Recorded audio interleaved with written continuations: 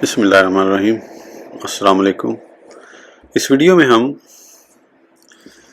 کتاب حبیب اعظم کو آگے کنٹینیو کریں گے۔ اس سے پہلے اگر آپ نے سبسکرائب نہیں کیا تو سبسکرائب کر لیں اور بیل آئیکن پریس کر دیں۔ تو شروع کرتے ہیں۔ قبیلہ مزینہ کا وفد، یہ 400 اشخاص تھے جو 5 ہجری کے رجب میں حضور کے پاس آئے تھے۔ جناب رسول اللہ صلی اللہ علیہ وسلم نے ان کی ہجرت انہی کے علاقے میں قرار دیتے ہوئے فرمایا، تم اپنے وطن میں ہی مہاجر ہو، اپنے مال و اولاد کے پاس واپس ہو جاؤ۔ وہ حسب ارشاد اپنے وطن واپس چلے گئے۔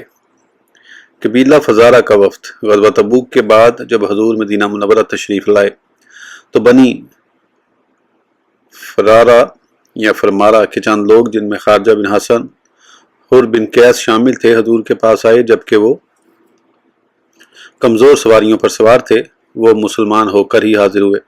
سرور کائنات صلی اللہ علیہ وسلم نے ان سے ان کے علاقے کے متعلق دریافت کیا تو ان میں سے ایک شخص نے کہا، ہمارا علاقہ قحط سالی کا شکار ہے، مویشی ہلاک ہو رہے ہیں، زمین خشک ہو گئی ہے، بال بچے بھوکے ہیں، ہمارے لیے اپنے رب سے دعا کریں۔ یہ سن کر جناب رسول اللہ صلی اللہ علیہ وسلم منبر شریف پر تشریف لائے اور بارش کی دعا کی کہ اے اللہ اپنے شہروں بندوں پر بارش برسا، اپنی رحمت وسیع فرما اور خشک زمین کو تر و تازہ کر دے۔ اے اللہ ہم کو نفع دینے والی عمدہ بارش برسا، اس میں دیر نہ ہو اور عذاب کی بارش نہ ہو، نہ تو اس سے مکانات منہدم ہو اور نہ اس میں لوگ ڈوبنے لگیں، اور ہمارے دشمنوں پر مدد فرما۔ سید عالم صلی اللہ علیہ وسلم کے دعا کرنے کے بعد بارش شروع ہو گئی۔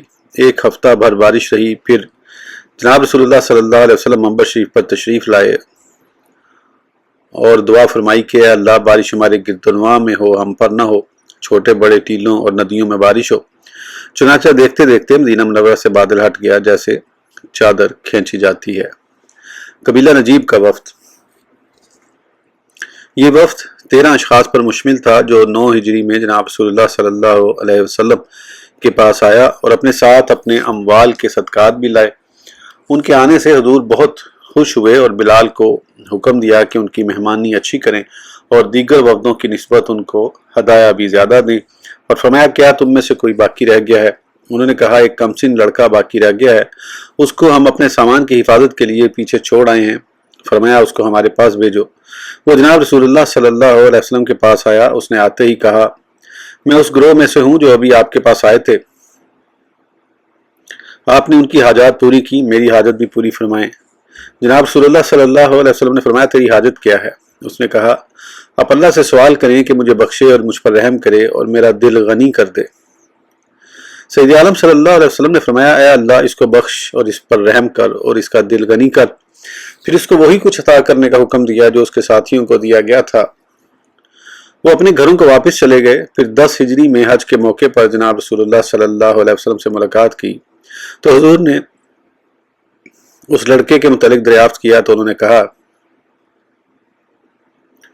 اس جیسا کوئی شخص ہم نے نہیں دیکھا، اور جو کوئی اس کو اللہ تعالیٰ نے عطا کیا اس پر قناعت کرنے والا اس سے بڑا کوئی شخص نہیں دیکھا۔ یمن کا وفد، فربہ بن سعید نے اپنے دادا سے روایت کی کہ ہم نبی کریم صلی اللہ علیہ وسلم کے پاس تھے۔ اچانک یمن کا وفد آیا اور کہا یا رسول اللہ صلی اللہ علیہ وسلم، اللہ تعالیٰ نے عمرہ الکیس کے 2 شیروں سے ہم کو زندہ کیا ہے۔ فرمایا وہ کیا ہیں؟ انہوں نے کہا ہم آپ کا ارادہ کرتے ہوئے آ رہے تھے، جب فلاں جگہ پہنچے تو پانی کی جگہ بھول گئے اور اس کی تلاش پر قادر نہ ہوئے۔ ہم ایک جگہ پہنچے جہاں کیکر کے درخت تھے، ہم میں سے ہر ایک شخص مختلف درختوں کے سائے تلے چلا گیا کہ اس کے نیچے مرے گا۔ ہم زندگی کے آخری لمحات میں تھے کہ اچانک ایک سوار آیا۔ جب اس کو ہم سے کسی نے دیکھا تو یہ پڑھنے لگا، یعنی جب گدھوں نے پانی کی نالی کا قصد کیا تو تیر اندازوں سے اپنی جانوں پر خوف محسوس کیا کہ تیروں سے ان کے اعصاب خون آلود کیے جائیں گے، تو وہ مقام زارج چلے گئے جو سایہ دار ہے، وہاں چشمے کے پاس کوئی تیر انداز نہیں ہے۔ سوار نے کہا یہ شعر کون کہتا ہے؟ ہم سے کسی نے کہا یہ عمرہ الکیس نے کہا ہے۔ اس نے کہا اللہ کی قسم تمہارے آگے مقام زارج ہے جہاں پانی کا چشمہ ہے۔ اس نے ہماری تکلیف دیکھی، ہم چشمے کی جانب لوٹے تو کیا دیکھتے ہیں کہ ہمارے اور چشمے کے درمیان صرف 50 گز کا فاصلہ تھا، اور وہ ایسا ہی تھا جو عمرہ الکیس نے اس کی تعریف کی تھی۔ جناب رسول اللہ صلی اللہ علیہ وسلم نے فرمایا یہ شخص دنیا میں مشہور ہے، آخرت میں خاسر ہے، یہ قیامت کے روز آئے گا، اس کے ساتھ اشعار کا جھنڈا ہوگا، ان کو دوزخ میں لے جائے گا۔ واقدی۔ محارب کا وفد۔ یہ وفد حج کے موقع پر 10 ہجری میں آیا۔ یہ 10 اشخاص تھے، ان میں سے سوا ابن حارث اور اس کا بیٹا خزیمہ تھے۔ وہ مشرف با اسلام ہوئے، ان سے زیادہ سخت قلب کوئی شخص نہیں تھا۔ یہ جناب رسول اللہ صلی اللہ علیہ وسلم کو سخت الفاظ سے یاد کیا کرتے تھے۔ ان میں سے ایک شخص کو جناب رسول اللہ صلی اللہ علیہ وسلم پہچانتے تھے۔ اس نے کہا اللہ کی حمد ہے کہ اس نے مجھے باقی رکھا حتیٰ کہ میں نے آپ کی تصدیق کی۔ جناب رسول اللہ صلی اللہ علیہ وسلم نے فرمایا لوگوں کے دل دست قدرت میں ہیں، اور خزیمہ کے چہرے پر دست اقدس پھیرا تو وہ خوش نما سفید ہو گیا اور حسب عادت ہدایہ عطا کیے، پھر وہ واپس چلے گئے۔ بجیلہ کا وفد۔ جریر بن عبداللہ بجلی 10 ہجری میں مدینہ منورہ آیا، جبکہ اس کے ہمراہ اس کی قوم کے 150 اشخاص تھے۔ ان کے آنے سے پہلے جناب رسول اللہ صلی اللہ علیہ وسلم نے فرمایا تھا اس طرف سے تمہارے پاس یمن کے لوگوں سے بہترین شخص آ رہا ہے۔ چنانچہ جریر اپنی سواری پر آئے، جبکہ اس کے ہمراہ اس کی قوم تھی۔ وہ آتے ہی مسلمان ہو گئے اور حضور کی بیعت کر لی۔ جریر نے کہا جناب رسول اللہ صلی اللہ علیہ وسلم نے اپنا دست اقدس پھیلایا اور مجھے بیعت کیا اور فرمایا تمہاری بیعت اس شرط پر ہے کہ تم گواہی دو کہ اللہ کے سوا کوئی حق معبود نہیں اور میں اللہ کا رسول ہوں۔ نماز قائم کرو، زکوٰۃ ادا کرو، رمضان کے روزے رکھو، مسلمانوں سے بھلائی کرو، حاکم کی اطاعت کرو، اگرچہ حبشی غلام ہو۔ تو میں نے اس شرط پر بیعت کی۔ جناب رسول اللہ صلی اللہ علیہ وسلم نے اس کے علاوہ دیگر لوگوں سے متعلق پوچھا تو جریر نے کہا یا رسول اللہ صلی اللہ علیہ وسلم اللہ تعالیٰ نے اسلام کو غلبہ دیا ہے، جن بتوں کی لوگ عبادت کرتے تھے ان کو توڑ ڈالا ہے۔ فرمایا ذوالخلصہ کا کیا حال ہے؟ جریر نے کہا وہ بدستور اپنے حال پر ہے۔ جناب رسول اللہ صلی اللہ علیہ وسلم نے جریر کو ذوالخلصہ منہدم کرنے کے لیے بھیجا اور اسے جھنڈا دیا۔ جریر نے کہا یا رسول اللہ صلی اللہ علیہ وسلم میں گھوڑے پر ٹھہر نہیں سکتا۔ جناب رسول اللہ صلی اللہ علیہ وسلم نے اس کے سینے پر دست اقدس پھیر کر فرمایا اے اللہ جریر کو ثابت قدم رکھ، اس کو ہدایت کرنے والا ہدایت یافتہ کر۔ بخاری کی روایت کے مطابق جریر 150 سوار لے کر نکلا، وہ تھوڑی دیر پر واپس آ گئے۔ جناب رسول اللہ صلی اللہ علیہ وسلم نے فرمایا کیا بتخانہ منہدم کرا ہے ہو؟ عرض کیا جی ہاں، میں نے اس کو آگ سے جلا دیا ہے اور اس کو سیاہ خارشی اونٹ کی طرح کر دیا ہے۔ سید عالم صلی اللہ علیہ وسلم نے ان کے لیے برکت کی دعا فرمائی۔ نہد کا وفد۔ یہ وفد چند افراد پر مشتمل تھا جن میں تخفہ بن زہیر بھی تھا۔ انہوں نے اپنی بدحالی کا تذکرہ کیا اور ساتھ ہی یہ کہا یا رسول اللہ صلی اللہ علیہ وسلم ہم آپ کے پاس اس حال میں آئے ہیں کہ بتوں اور ان کی عبادت سے بیزار ہو چکے ہیں اور قحط سالی کا شکار ہیں، جس نے کھیتی باڑیاں تباہ کر دی ہیں، ہم کو پینے کے لیے دودھ بھی میسر نہیں ہے۔ جناب رسول اللہ صلی اللہ علیہ وسلم نے ان کے لیے کثرت مال و دولت اور اولاد کے لیے دعا فرمائی، پھر ان کو خط لکھ دیا بسم اللہ الرحمن الرحیم، یہ خط محمد رسول اللہ صلی اللہ علیہ وسلم کی طرف سے نہد کی جانب ہے۔ السلام علیکم، جو شخص نماز قائم کرے وہ مومن ہے اور جو زکوٰۃ ادا کرے وہ مسلمان ہے، جو اللہ تعالیٰ کی توحید کی گواہی دے وہ غافل نہ لکھا جائے گا۔ تم پر فرائض کی ادائیگی ہے اور تمہارے لیے بوڑھے بیمار اور نو مولود ہیں، جب تک تم دلوں میں فخر پوشیدہ نہ کرو گے، عہد شکنی نہ کرو گے اور سود نہ کھاؤ گے۔ عامر بن ساسا کا وفد۔ اس وفد کے چند اشخاص جن میں عامر بن طفیل، اربد بن قیس اور جبار بن سلمہ بھی شامل تھے، جناب رسول اللہ صلی اللہ علیہ وسلم کے پاس آئے۔ یہ دونوں افراد اپنی اپنی قوم کے سردار اور شیطان تھے۔ عامر کی قوم نے اسے کہا تھا لوگ مسلمان ہو رہے ہیں، تم بھی مسلمان ہو جاؤ۔ اس نے کہا میں نے قسم کھائی ہے کہ میں نہیں رکوں گا یہاں تک کہ عرب میرے تابع ہو جائیں، تو میں اس نوجوان کے تابع کیسے ہو سکتا ہوں؟ پھر اربد نے کہا جب ہم اس مرد کے قریب جائیں تو میں اس کی توجہ اپنی طرف مبذول کروں گا، تو تلوار سے اس پر حملہ کر دے۔ چنانچہ جب وہ آئے تو عامر نے جناب رسول اللہ صلی اللہ علیہ وسلم سے گفتگو شروع کی اور اربد سے طے شدہ سازش کا انتظار کرتا رہا۔ جب اس سے کچھ نہ ہوا تو کہا میں گھوڑوں اور نوجوانوں سے آپ پر حملہ آور ہوں گا۔ جب وہ چلا گیا تو حضور نے فرمایا اے اللہ عامر بن طفیل سے ہماری کفایت کر۔ عامر نے اربد سے کہا جو میں نے تجھے کہا تھا وہ کام کیوں نہیں کیا؟ اربد نے کہا جب بھی میں تلوار اٹھانے کا ارادہ کرتا تھا تو میرے آگے آ جاتا تھا، کیا میں تجھے قتل کرتا؟ وہ ناکام اپنے گھروں میں لوٹ گئے۔ ابھی وہ راستے میں تھے کہ اللہ تعالیٰ نے عامر پر طاعون بھیجا تو اس نے اس کو ہلاک کر دیا اور اربد پر بجلی بھیجی، اس نے اس کو جلا دیا۔ ملاقات کے دوران سرور کائنات صلی اللہ علیہ وسلم نے عامر کو دعوت اسلام دی تھی، لیکن اس نے حضور سے ملک کی تقسیم کا مطالبہ کر دیا کہ میرے لیے شہر اور آپ کے لیے دیہات ہوں گے۔ حضور نے مطالبہ مسترد کر دیا تو عامر نے غصے سے اٹھ کر یہ دھمکی دی کہ وہ اتنے گھوڑے لائے گا کہ ہر کھجور کے ساتھ ایک گھوڑا بندھا ہوگا اور طاقتور نوجوانوں سے حملہ کرے گا۔ اللہ تعالیٰ نے اس کو راستے میں ہی ہلاک کر دیا۔ جناب رسول اللہ صلی اللہ علیہ وسلم نے فرمایا، اگر عامر مسلمان ہو جاتا تو قریش کے ساتھ منبروں پر مزاحمت کرتا۔ پھر آپ نے دعا فرمائی کہ اے اللہ بنی عامر کو ہدایت دے اور عامر بن طفیل سے جیسے تو چاہے ہماری کفایت دے۔ وہ باہر نکلا تو اس کو طاعون نے ہلاک کر دیا۔ عبد القیس کا وفد، یہ لوگ جناب رسول اللہ صلی اللہ علیہ وسلم کی خدمت میں حاضر ہوئے۔ بخاری کی روایت کے مطابق حضور نے ان کو اللہ پر ایمان لانے کا حکم دیا اور فرمایا، کیا جانتے ہو اللہ پر ایمان کیسے لانا ہے؟ وہ یہ ہے کہ گواہی دینا کہ اللہ کے سوا کوئی حق معبود نہیں اور محمد صلی اللہ علیہ وسلم اللہ کے رسول ہیں، نماز قائم کرنا، زکوٰۃ ادا کرنا، رمضان کے روزے رکھنا اور غنیمت کا 5واں حصہ حکومت کو ادا کرنا۔ بنی حنیفہ کا وفد، یہ لوگ مسیلمہ کذاب کے ساتھ جناب رسول اللہ صلی اللہ علیہ وسلم کے پاس آئے، جبکہ انہوں نے مسیلمہ کو کپڑوں میں چھپایا ہوا تھا۔ اس نے حضور کی نبوت کا اقرار کیا۔ جناب رسول اللہ صلی اللہ علیہ وسلم کے پاس کھجور کی چھڑی تھی۔ بخاری کی روایت کے مطابق اس نے نبی کریم صلی اللہ علیہ وسلم سے گفتگو میں مطالبہ کیا کہ حضور کے بعد وہ آپ کا خلیفہ ہوگا۔ اس کے جواب میں آپ نے فرمایا، اگر تم مجھ سے یہ چھڑی مانگے تو میں یہ بھی تجھے نہ دوں گا۔ حضور کے ساتھ ثابت بن قیس تھے جو ممتاز خطیب تھے۔ آپ نے فرمایا، ثابت بن قیس تجھے جواب دے گا۔ مسیلمہ اور اس کے ساتھی واپس جا کر مرتد ہو گئے۔ پھر ابوبکر صدیق رضی اللہ عنہ کے ساتھ جنگ میں ہلاک ہوا۔ طبقات ابن سعد میں وفد ذکر کیے ہیں۔ ہم نے اس مختصر بیان میں ان میں سے اہم ذکر کیے ہیں۔ جب کوئی وفد آتا تھا تو سرور کائنات صلی اللہ علیہ وسلم خوبصورت لباس پہن کر اس سے ہم کلام ہوتے تھے، صلی اللہ تعالیٰ علیہ وآلہ آلہ واصحابہ اجمعین۔ اسامہ بن زید کو امیر بنانا، سرور کائنات صلی اللہ علیہ وسلم نے وفات سے تھوڑا سا پہلے اسامہ کو بلا کر فرمایا، موتا پر لشکر کشی کرو۔ جہاں تمہارا والد شہید ہوا تھا، اسامہ نے جوف میں لشکر جمع کیا جس میں ابوبکر صدیق، عمر فاروق، سعد، سعید اور ابو عبیدہ تھے۔ لوگوں نے اسامہ کی امارت میں نکتہ چینی کی کہ غلام کو مہاجرین اولین پر امیر بنایا گیا ہے۔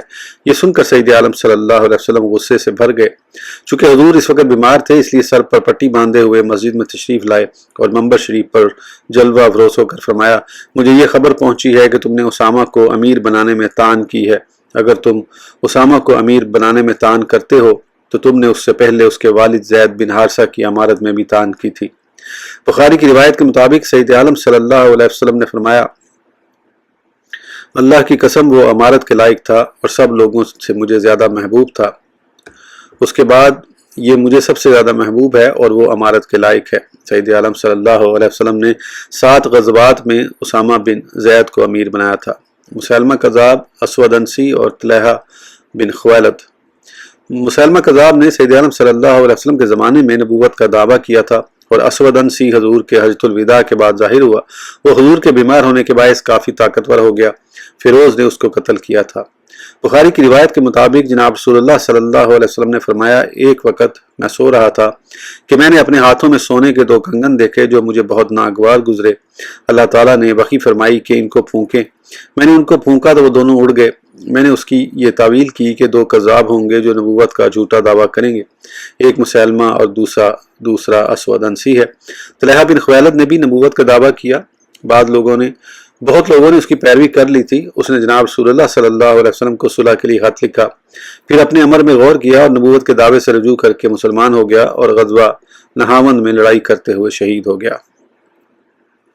یہودیوں کی ناکامی۔ پروردگار عالم نے اپنے حبیب محترم صلی اللہ علیہ وسلم کو رفعت منزلت اور مرتبت عطا فرمائی۔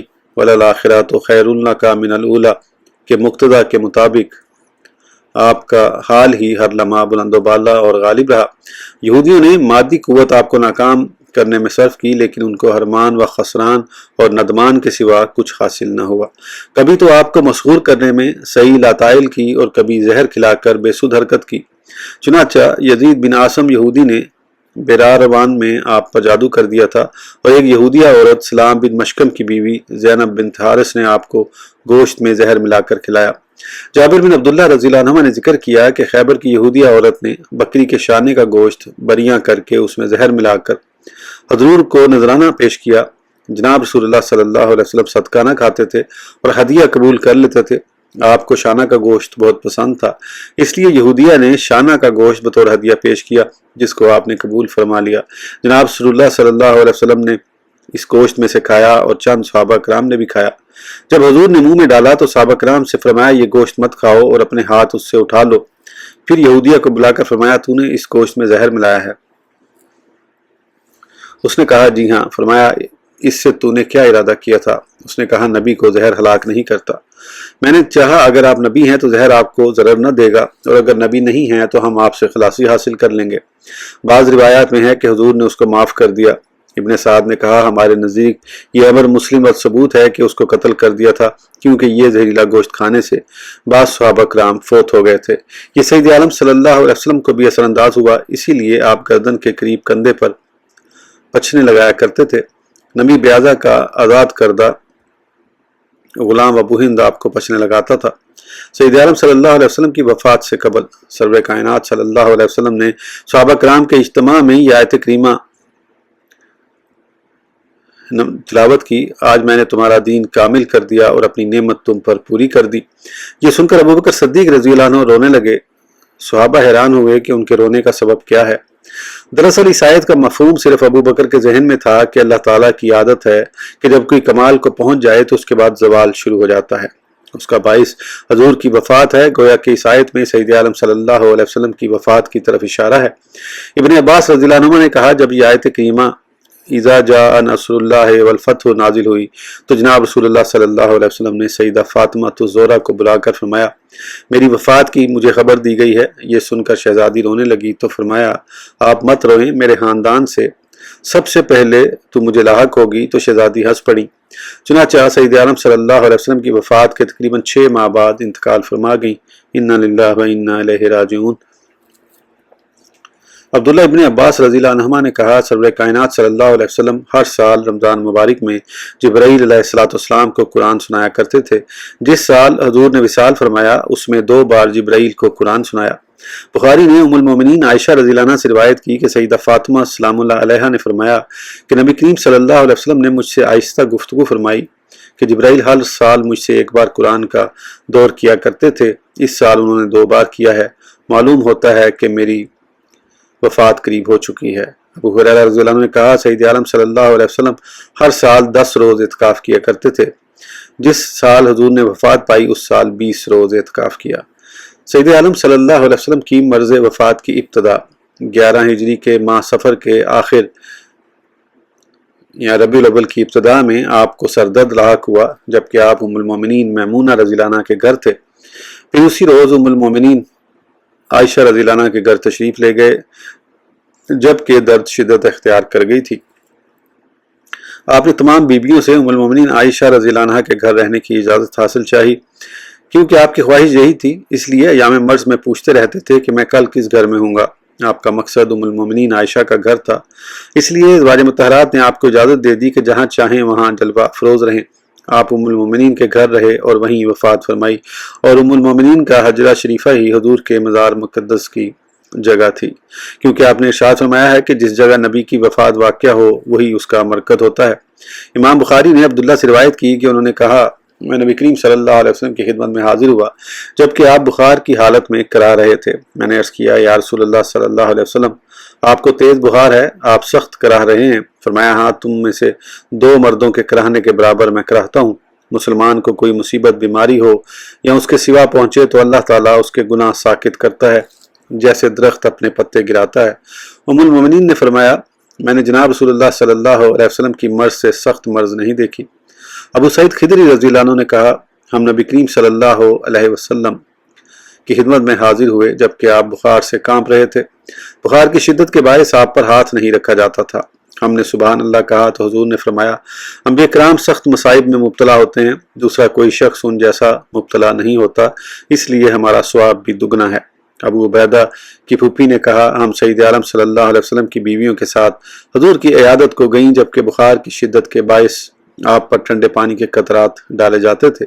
ہم نے عرض کیا یا رسول اللہ صلی اللہ علیہ وسلم آپ اللہ سے دعا کریں کہ بخار اتر جائے۔ آپ نے فرمایا سب لوگوں سے زیادہ نبی مصائب میں مبتلا ہوتے ہیں، ان کے بعد ان سے چھوٹے مرتبے والے अला हाज़िल क़ियास। उम्मुल मोमिनीन आयशा रज़ियल्लाहु अन्हा ने फरमाया, मैंने नबी करीम सल्लल्लाहु अलैहि वसल्लम को वफ़ात के वक्त देखा कि आपके पास पानी का प्याला था, उसमें दस्ते अक़दस तर करके चेहरा अनवर पर फेरते और फरमाते, ए अल्लाह, मौत की सख्ती पर मेरी मदद फरमा। उम्मुल मोमिनीन ने फरमाया, जनाब रसूलुल्लाह सल्लल्लाहु अलैहि वसल्लम की मौत की सख्ती के बाद मुझे किसी की आसान मौत पर रश्क नहीं हुआ।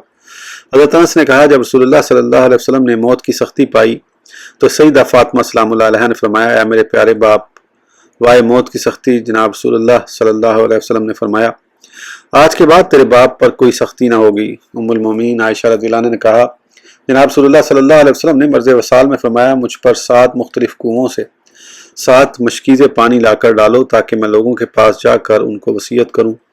हमने आपको बड़े टब में बिठाया और आप पर पानी डाला। आपने कुछ राहत महसूस की और बाहर तशरीफ़ ले गए और मंबर शरीफ पर जलवा अफरोज़ हुए। फिर अल्लाह की हमदो सना की और शुहदाए उहद के लिए मग़फ़िरत की दुआ की। फिर फरमाया, अंसार मेरे ख़ास हैं, उनके पास मैंने सुकूनत की, उन्होंने बहुत इकराम और हौसला अफजाई की है। हद के सिवा उनके गुनाहगारों से दरगुजर करो। अल्लाह ताला ने अपने बंदों को दुनिया और अपनी नेमतों में इख्तियार दिया है, उसने वो इख्तियार किया जो अल्लाह के पास है। ये सुनकर अबू बकर सिद्दीक़ रो पड़े और ये ख्याल किया कि बंदे से मुराद खुद जनाब रसूलुल्लाह सल्लल्लाहु अलैहि वसल्लम है। नबी करीम सल्लल्लाहु अलैहि वसल्लम ने फरमाया, ए अबू बकर, आराम करो। बुखारी की रिवायत में है कि नबी करीम सल्लल्लाहु अलैहि वसल्लम ने फरमाया, मस्जिद की तरफ खुले तमाम दरवाजे बंद कर दो, सिर्फ अबू बकर का दरवाज़ा खुला रहे, क्योंकि मेरे नज़दीक मसाहबत में अबू बकर से अफजल कोई नहीं। नीज़ बुखारी की रिवायत में है कि जनाब रसूलुल्लाह सल्लल्लाहु अलैहि वसल्लम ने उम्मुल मोमिनीन आयशा से फरमाया, अपने वालिद और भाई को बुलाओ, मैं उनके लिए खिलाफत तहरीर कर दूं। फिर फरमाया, छोड़िए, अगर कोई उसके मुकाबिल आएगा तो उसका अल्लाह और मोमिन इनकार करेंगे और उसकी मुदाफ़त करेंगे। एक औरत जनाब रसूलुल्लाह सल्लल्लाहु अलैहि वसल्लम के पास आई और कुछ इस्तफसार किया, फिर जाने का इरादा किया तो कहा, अगर मैं आइंदा आपके पास आऊँ और आप विसाल फरमा गए हों तो क्या करूँ? हुज़ूर ने फरमाया, अगर तू मुझे न पाए तो अबू बकर के पास चली जाना। इमाम बुखारी रहमतुल्लाह अलैह ने जिक्र किया कि सरवर कायनात सल्लल्लाहु अलैहि वसल्लम के विसाल से 3 रोज़ कबल हज़रत अब्बास ने अली मुर्तज़ा से कहा, मैं बनु हाशिम की मौत के वक्त उनके चेहरे देखता रहा हूँ, वही हाल जनाब रसूलुल्लाह सल्लल्लाहु अलैहि वसल्लम में देखता हूँ। याद रखो, 3 दिन के बाद तुम किसी के महकूम हो जाओगे। मेरे साथ हुजूर के पास चलो, आपसे दरियाफ्त करें कि अगर आपके बाद खिलाफत हमारे लिए हो तो हमको मालूम हो जाएगा, और अगर किसी और के लिए हो तो उसकी वजाहत करेंगे। हज़रत अली मुर्तज़ा ने कहा, मैं इस बारे में हुजूर के पास हरगिज़ ना जाऊँगा, क्योंकि अगर आपने हमारी खिलाफत का इनकार कर दिया तो लोग हमें कभी खिलाफत ना देंगे। वफ़ात से 5 रोज़ कबल खमीस जुमेरात के रोज़ फरमाया, मेरे पास कलम दवात लाओ, मैं तहरीर कर दूँ। वहाँ मौजूद लोगों में इख्तलाफ हुआ तो फरमाया, नबी के पास शोरगुल अच्छा नहीं। इस हदीस में सराहत नहीं कि आपने क्या तहरीर करना था, लेकिन मज़कूर बाला दूसरी अहादीस से पता चलता है कि अबू बकर के लिए खिलाफत तहरीर करना था। इस वीडियो के लिए इतना ही, फिर इंशाल्लाह अगली वीडियो में आगे कंटिन्यू करेंगे। उस वक्त तक के लिए इजाज़त दीजिए, सब्सक्राइब करना ना भूलें। अल्लाह हाफिज़।